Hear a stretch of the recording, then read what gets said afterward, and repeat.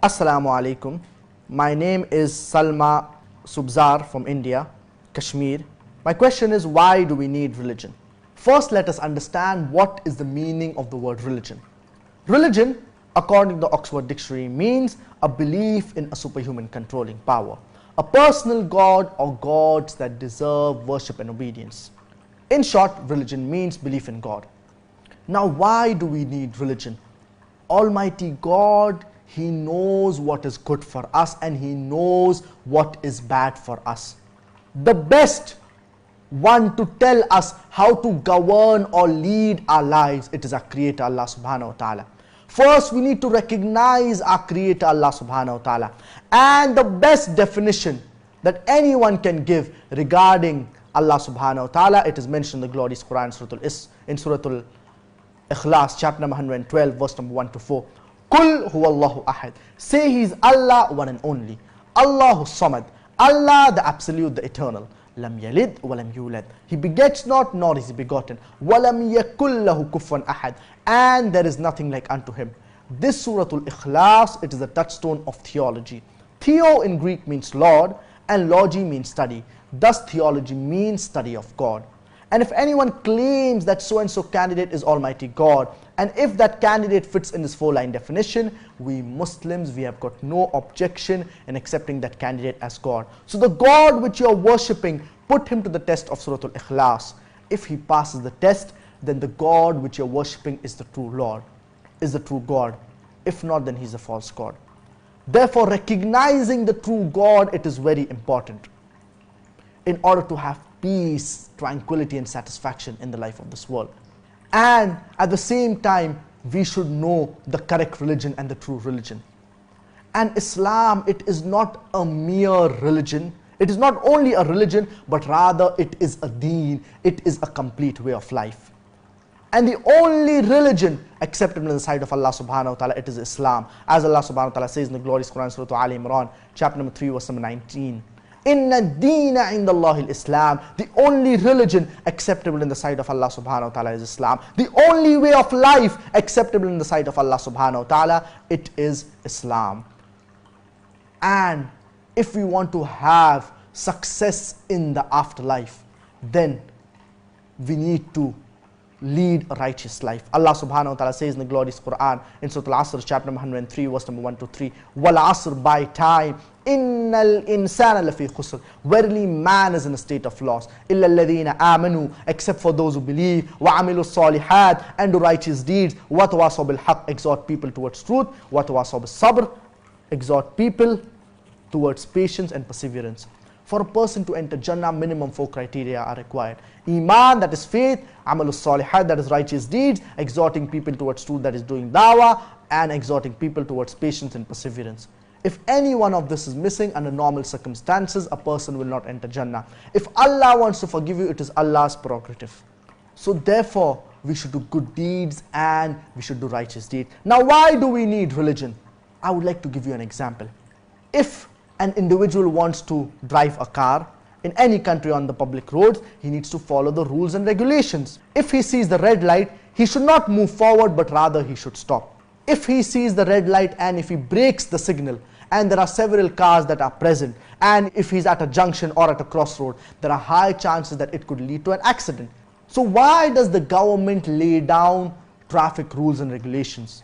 So that people, when they drive a car, it is smooth and it does not lead to accidents. We should follow the speed limit. An individual should not cross the speed limit. Why? Because if a person breaks the rules, there are high chances of accidents taking place. And for example, in certain countries, it is left-hand drive. In certain countries, it is right-hand drive. So the countries, they have their own rules and regulations. And the government, they lay down taxes for the citizens that they should pay the taxes. And there are various other rules and regulations that the government lays down. And the government says that we should not rob, we should not rape. Why? Because all of these crimes, they disrupt the society. And this is precisely the reason why we have the police that sometimes needs to use force so that justice and peace will prevail in the country. Similarly, there are certain people who do not follow the rules and regulations and they commit crimes. Therefore, these people need to be penalized by the police. And those people who do not follow the commandments of Allah subhanahu wa ta'ala, some of them receive their punishment in the life of this world, while others will receive the punishment in the afterlife. Therefore, following the commandments of Allah subhanahu wa ta'ala, it is very important. Allah subhanahu wa ta'ala, He knows what is good for us and what is bad for us. The life of this world, it is a test. Allah subhanahu wa ta'ala says in the glorious Quran, Surah Al-Mulk, chapter number 67, verse number 2, الَّذِي خَلَقَ الْمَوْتَ وَالْحَيَاةَ لِيَبْلُوَكُمْ أَيُّكُمْ أَحْسَنُ عَمَلًا. It is Allah who has created death and life to test which of us are good in deeds. This life, it is a test for the hereafter. And Almighty God knows what is good for us and what is bad for us. So the reason we need a religion is so that we can govern our lives, so that we can lead our lives peacefully with satisfaction. And if all religions basically teach good, then why should we follow Islam? Islam, besides teaching good, it shows us a practical way how to achieve this state of goodness. For example, all religions basically say that we should not rob. Islam says that, Christianity says that, Hinduism says that. Then what is the difference between Islam and the other religion? Islam, besides telling us that we should not rob, it shows us a practical way in which people will not rob.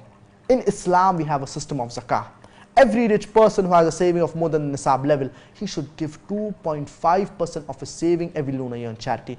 If every rich man gives charity, poverty will eradicate from this world. There will not be a single human being who will die of hunger. And after that, if any man robs, chopping of the hands, certain people might say chopping of the hands in this 21st century. Islam is a barbaric religion. Islam is a ruthless religion. America, happening to be one of the most advanced countries in the world, it has the highest rate of crime and theft. I'm asking the question that if you implement the Islamic Sharia, that this person should give 2.5% of his saving every lunar year in charity, and after that, if any man robs, chopping of the hands, I'm asking the question that will the rate of robbery in America, will it increase, will it remain the same, or will it decrease? But naturally it will decrease. You implement the Sharia and you get results. Therefore, the Islamic Sharia, it is a practical law. And Almighty God knows what is good for us and what is bad for us. So Islam is not merely just a religion, but rather it is a way of life. Almighty God, He has showed us the spiritual aspect as well as other things, how we should lead our life, the way we should walk, the way we should talk, the way we should behave with others, the way we should behave with our neighbors, the way we should eat. All of these things related to our life, it is mentioned in Islam. And our beloved Prophet Muhammad, peace be upon him, he has showed us the way. So therefore, we should lead our life in accordance to the glorious Quran and the authentic teachings of our beloved Prophet Muhammad, may peace and blessings be upon him. And we should do more of good deeds, more of righteous deeds, so that in the afterlife, we will be from among the successful human beings.